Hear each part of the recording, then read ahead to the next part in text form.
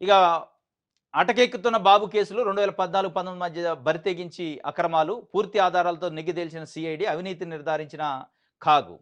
2014, 2019 మధ్య కాలంలో ముఖ్యమంత్రిగా చంద్రబాబు నాయుడు గారు ఉన్నప్పుడు మద్యం కుంభకోణంలో రూ. 5,000 కుంభకోణం జరిగిందని సిఐడి కేసు పెట్టింది.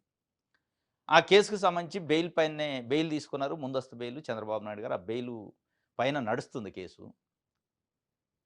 ఇప్పుడు మద్యం కుంభకోణం అని, నకిలీ మద్యం కుంభకోణం అని, లేకపోతే జగన్మోహన్ రెడ్డి పైన 2012లో యూపీఏ గవర్నమెంట్ ఉన్నప్పుడు పెట్టిన సిబిఐ, ఈడీ కేసులకు సంబంధించి హైదరాబాద్‌లో ఉన్న సిబిఐ కోర్టుకి హాజరు కావాల్సింది 6 సంవత్సరాల నుంచి హాజరు కావట్లేదు ఆయన అని చెప్పి ఒక అలిగేషన్ పెట్టి కోర్టులో దాన్ని పిటిషన్ మూవ్ చేసి మొత్తానికి హాజరవుతుండ్రు ఈరోజు జగన్మోహన్ రెడ్డి. దీనిపైన తెలుగుదేశం పార్టీని సమర్థించే మీడియా పెద్ద ఎత్తున ఒక సంబరాలు లెక్క, ఒక పండగ లెక్క చేస్తుంది. జగన్మోహన్ రెడ్డి అటెండ్ అవుతాడా కాడా, జగన్మోహన్ రెడ్డి లేదా చంద్రబాబు కేసుల్లో అటెండ్ అవుతాడా కాదా కంటే కూడా చాలా ముఖ్యమైన సమస్యలు ఉన్నాయి ఈరోజు రాష్ట్రంలో. చాలా ముఖ్యమైన రైతుల సమస్యలు, మహిళల సమస్యలు, నిరుద్యోగుల సమస్యలు ఉన్నాయి. అవి రాయట్లే. జగన్మోహన్ రెడ్డి అటెండ్ అవుతుండు. కోర్టుకి హాజరు. తప్పించుకున్నాడు ఇన్ని రోజులు. మొబైల్ నెంబర్ తప్పించిండు. ఇవి కాదు కదా! ఒకవేళ అవే మాట్లాడుకోవాల్సి వస్తే ఈరోజు మన రాష్ట్రంలో రాజకీయ నాయకుల్లో ఏ నాయకుడు కోర్టు కేసులు లేని నాయకుడు ఎవరుండ్రు? అక్రమాలు, అవినీతి చేయని నాయకుడు ఎవరుండ్రు? చంద్రబాబు నాయుడు గారు అత్యంత సంపన్నమైన ముఖ్యమంత్రి ఎట్లయిండు? జగన్మోహన్ రెడ్డి గారు అత్యంత అనేక కంపెనీలు ఎట్లున్నాయి? అత్యంత అవినీతి చేసిండని కేసులు ఎట్లయినాయి? ఇవి మాట్లాడుకోవాలంటే పేపర్‌లో రాయటానికి సరిపోవు. రాజకీయ నాయకుల గురించి వాళ్ళ అవినీతి, వాళ్ళ ఆస్తులు, వాళ్ళ అక్రమాలు, వాళ్ళ సేవ, వాళ్ళు చెబుతున్న ప్రజాసేవ, వాళ్ళ రాజకీయం, వాళ్ళ పేదల కోసం పాటుపడుతున్న వాళ్ళ పార్టీలు, నిజంగానే వాళ్ళ చరిత్రలు రాయాలంటే మీ పేపర్‌లు సరిపోవు, పుస్తకాలు సరిపోవు. కాబట్టి మనం రాయాల్సింది జగన్మోహన్ రెడ్డి కోర్టుకు హాజరవుతాడా, చంద్రబాబు నాయుడు హాజరవుతాడా అనే కంపారిజన్ పెట్టుకున్నప్పుడు చాలా కేసులు ఉంటాయి. చాలా మంది మీద ఉంటాయి. ఇది కాదు, ప్రజల సమస్యలు చాలా ఉన్నాయి. అటకెక్కించిన చంద్రబాబు నాయుడు గారు కేసులు అని చెప్పి సాక్షి రాసింది. మీరేం రాశారు? జగన్మోహన్ రెడ్డి, ఆంధ్రజ్యోతి, ఈనాడు జగన్మోహన్ రెడ్డి కోర్టుకు హాజరుపరచడానికి మేమంతా యుద్ధం చేసినాం, యుద్ధం ఫలించింది అన్నట్టు మీరు రాశారు. ఈ యుద్ధాలు మీ వ్యక్తిగత యుద్ధాలతో ప్రజలకి ఏం సంబంధం? అది చంద్రబాబు నాయుడు గారిదే, జగన్మోహన్ రెడ్డి గారిదే కేసులా, వీళ్ళు సంపాదించిన ఆస్తులా, ఎవరికి ఆస్తులు తక్కువ ఉన్నాయి, ఎవరు సంపన్నులు గారు, ఎవరు ఏ స్థాయి నుంచి వచ్చారు, ఎక్కడి నుంచి వచ్చినాయి ఈ ఆస్తులు? మొత్తం మీ జీవితాలంతా రాజకీయాలు, ప్రజాసేవ కదా! సేవ చేసేటోడికి ఆస్తులు ఎక్కడి నుంచి వస్తాయి?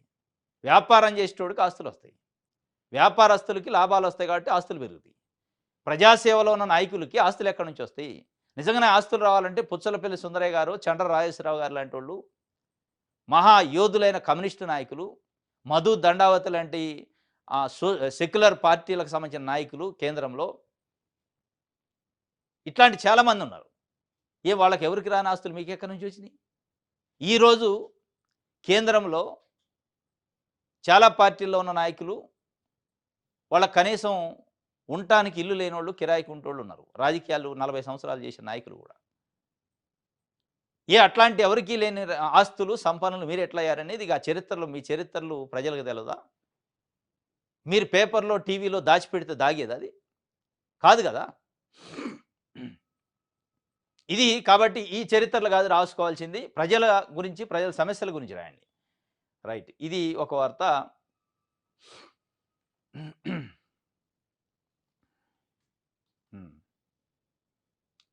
రైట్. P4 పాలసీ ప్రారంభ సభకు 5,61,00,000 P4 సభకు చేసిన ఖర్చు వివరాలు. మార్చి 30, 2025 నాడు చంద్రబాబు నాయుడు గారు నా కల్లోకి వచ్చింది P4 అనే ఒక స్కీము. నేను ఇన్నోవేషన్ చేసిన స్కీము. దీంతోనే పేదరికం అయిపోద్ది.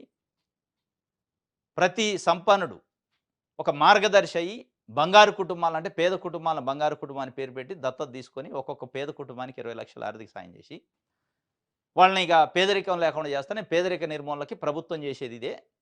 కేవలం మీడియేషన్ ఉంటాం. మేము ₹1 ఖర్చు పెట్టాం. ఎక్కడైతే మార్గదర్శులు ఉన్నారో వాళ్ళని పట్టుకొచ్చి బంగారు కుటుంబాలకి దత్తత తీసుకునే కార్యక్రమానికి మీడియేషన్, మధ్యవర్తిత్వం చేస్తాం. దీనికోసం ఒక ఆర్భాటం, ఒక హంగు, ఒక ప్రచారం, ఒక యాడు. ఏంటి మీ పాత్ర? చేసేది మార్గదర్శి సహాయం, తీసుకునేది బంగారు కుటుంబం, పేదోళ్ళు. మీ పాత్ర ఏంది? మీ పబ్లిసిటీ ఏంది? మీ ప్రచారం ఏంది? 5,61,00,000 మీరు దేనికి ఖర్చు పెట్టారు? ఒకవేళ ఎంత పెట్టారు? ఏమైంది మరి? ఆ P4 ఎక్కడికి పోయింది? ఎక్కడుంది? ఏమవుతుంది? ఎన్ని ఎన్ని బంగారు కుటుంబాలు పేదరికం నుంచి బయటపడ్డాయి? ఎంతమంది మార్గదర్శులొచ్చారు? ఏమి సహాయం చేశారు? ఇప్పుడు ఆన్‌గోయింగ్ నడుస్తుందా అది? మరి ఆ P4ని మళ్ళా పక్కకు పెట్టి నేను పెట్టుబడులు, నేను పారిశ్రామికవేత్తలు తీసుకొస్తా, 30,00,000 ఉద్యోగాలొస్తాయి, 25,00,000 ఉద్యోగాలొస్తాయి, 13,00,000 కోట్ల పెట్టుబడులు ఇవి ఎందుకు చెప్తున్నారు? మరి ఇది చెప్తున్నప్పుడు ఆ P4 ఎక్కడికి పోయింది? P4ని ఎందుకు వదిలేశారు? 5,61,00,000 రూపాయలు తగలబెట్టారు ప్రజల సొమ్ముని తీసిపోయి. ఆడ ఒరిగింది లేదు, వచ్చింది లేదు. ఇది ఈరోజు జరుగుతుంది.